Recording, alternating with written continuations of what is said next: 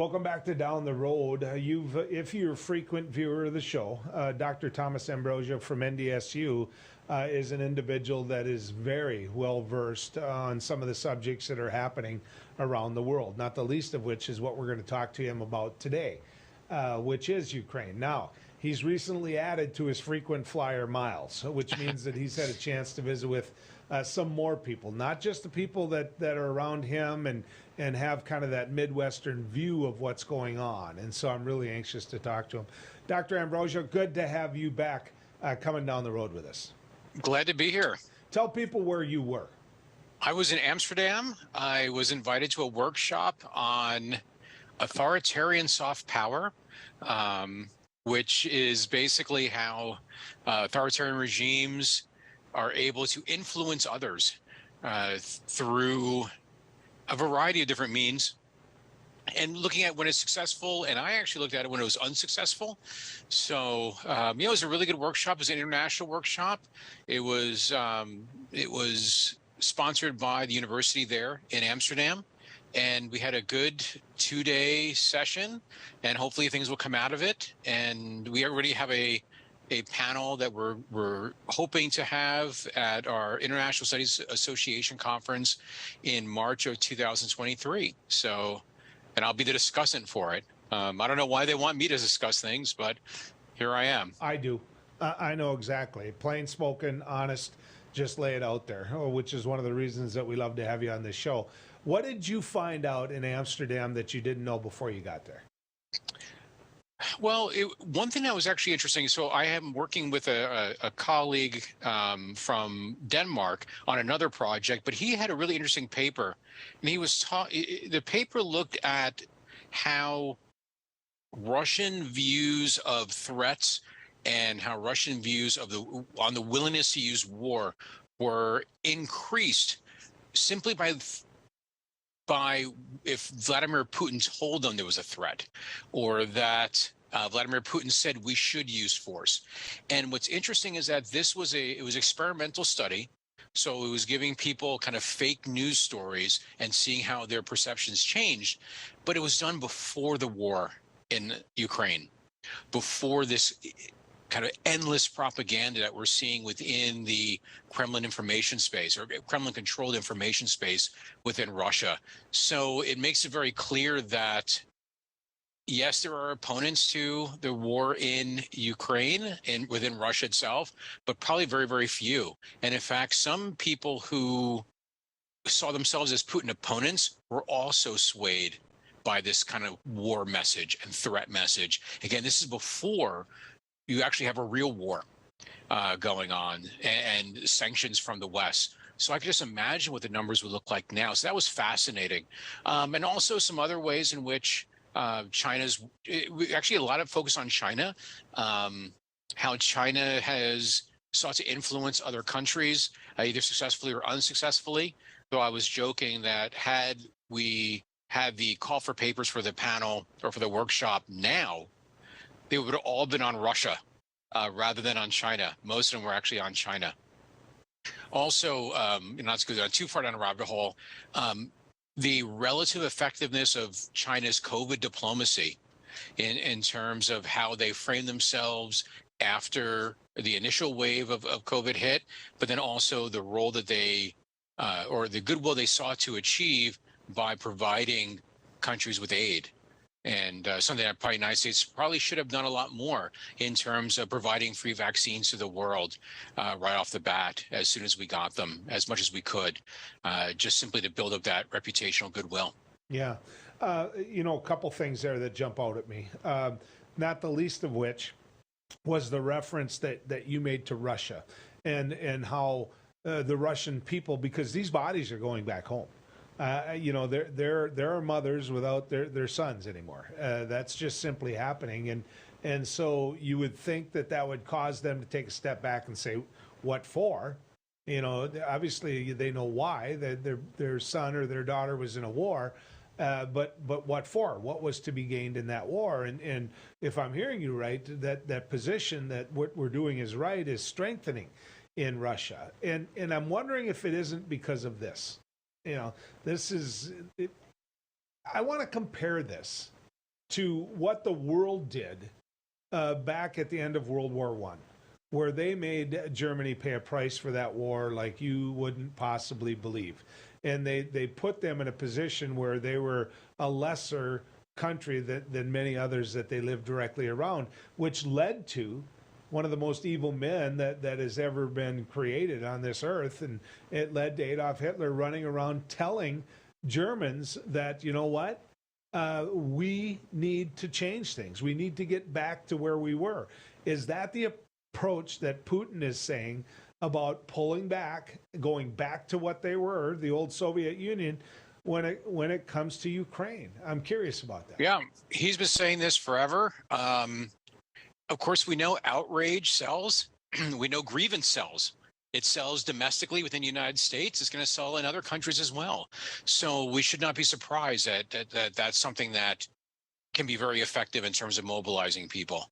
And we don't necessarily make comparisons always to World War II, but that sense of historic grievance is very strong in Russia, and was strong, and Putin told us it was strong within Russia long before this invasion. The Russians see themselves fundamentally as a center of civilization. They see themselves as a great power. Their very identity is tied to being an empire of some sort. Now, not everyone agreed with that. There was actually a smallish faction in the 1990s that were saying, good, we got rid of the empire. Yay. This is good for us. We can actually now become a normal country. But in the political machinations and the political trends within Russia, that was simply cast aside. I think the United States has something similar. The United States, certainly since World War II, has seen itself as the guarantor of a world order, as a country that has not just the ability, but also a right to set the wrongs of the world correct. So, we come at it from a different angle than Russia. Obviously, we have a much shorter history, but those identity issues, and I'm personally biased towards this, so I tend to think a lot of why countries act is based upon how they see themselves. But that is a major key trend with international relations that we ignore at our own peril. Dr. Ambrosio, this is my theory. You base what you teach in classrooms and what you comment on fact. I'm a talk show host, so we don't try to live up to that standard. But when it comes to the comment or what I just asked you, which is, recreating the old Soviet Union, bringing it back. I've said this to you before. Putin looks different. When you see him on TV, he looks different. I've been around people that are sick before. Is there a window here potentially that Putin feels he has to do what his life's work was, which is to bring back the Soviet Union? Yeah, go ahead. Oh, yeah. I mean, actually, there's these rumors that he's not sick. He's just dead. There's those rumors that it's actually a body double, which, there's that he's sick. There's always been these rumors, and it's very possible. And that there may be for him a shortened time window. That may be the case. And we may find out that actually is, what drove this. But the foundations were laid long before the kind of current situation. But yeah, it is kind of, there's an article, just a couple of days ago that he's dead already, or he is, dying.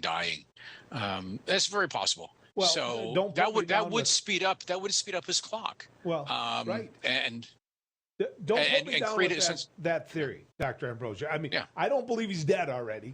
I just believe that he's trying to accomplish something in that window of life that he still has, and maybe it is an extended window. I don't know. Maybe it's a typical window. I just know that he clearly wants the old Soviet Union back. You taught me that. Others have taught me that. When it comes to the world, are we NATO, the United States, France, other countries that are heavily vested in supporting Ukraine, are we using the Ukrainian people to fight a surrogate war for us? Absolutely. There is absolutely no doubt that we are fighting a proxy war against Russia, a full-scale proxy war. The Ukrainians are being used to, as the Secretary of Defense said, and then, of course, walked back, to weaken Russia. Yes, we support the Ukrainians. We want order restored. We want to punish aggression, but this is certainly an open proxy war. Though it's interesting, so we're sending artillery to the Ukrainians and high-tech artillery, but yet not sending them the absolute best. And even within those weapon systems, we're kind of holding back a little bit, which is kind of bizarre. It's like we're trying to, it reminded me very much of Vietnam, where we're trying to like send signals to the other side. We're trying to calculate or calibrate our response so as not to cause too much of a reaction. But it's not a secret that we are at war with Russia. It's just a war that the Ukrainians are fighting on our behalf. Just as it was not a secret that we're using the Mujahideen to fight a war against Russia. It's, no great surprise that no one was, no one didn't think that the Russians and the Chinese were using the Vietnamese to fight the United States. What about the attention span of the world? Does it continue? Yeah. Does the world itself, because there's been some big checks written out, does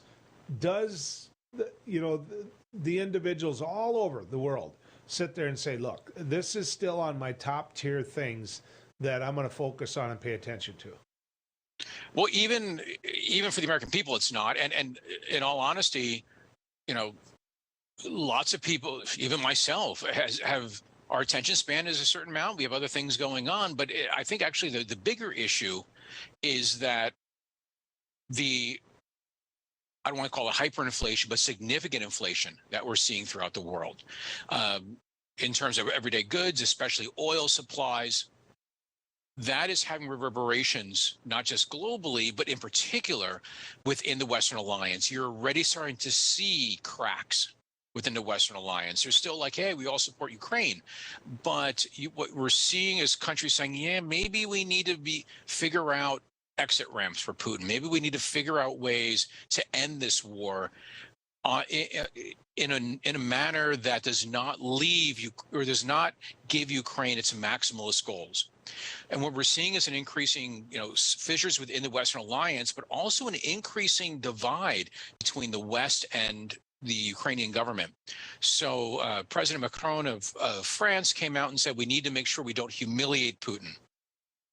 And then Zelensky comes out in response to that and say, no, not only do we want to end the war, but we want everything. No Russians on any Ukrainian soil. So they've actually become more radical or not, more extreme in their view of how the war should end, rather than going back to the status quo antebellum. What was there February 23rd of 2022. Now the Ukrainians talking about pushing the Russians all the way back. And it's going to be hard for Zelensky to start walking that back domestically. But it's going to create more of a divide, I think, between the West, especially some in the West, and then the Ukrainian government. So we might see, especially the longer this goes on, the more economic pain that it's going to cost us here at home, in the United States even, here in North Dakota. Dr. Ambrosio, I could do this all day, and we will, unfortunately for you, be calling again because I love these conversations. Thanks for coming on with us.